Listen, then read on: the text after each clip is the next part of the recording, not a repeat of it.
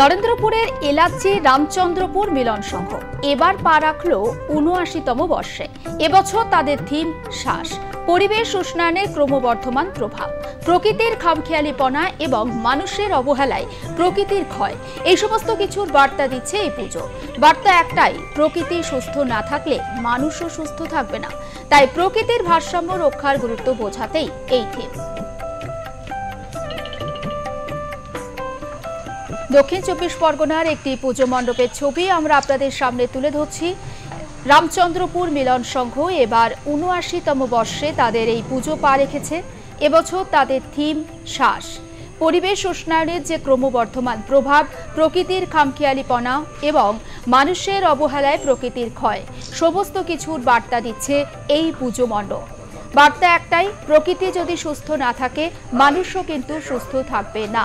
তাই প্রকৃতির ভারসাম্য রক্ষার গুরুত্ব বোঝাতেই এবছরে তাদের থিম শ্বাস। আমাদের পুজোটা হচ্ছে এলাচি রামচন্দ্রপুর মিলন সংঘের ৭৯তম বর্ষে এবার দুর্গাপুজোটা পদার্পণ করলো।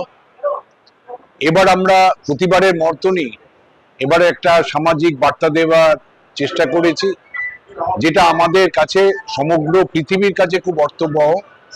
যে আমাদের থিমের নাম হচ্ছে শ্বাস।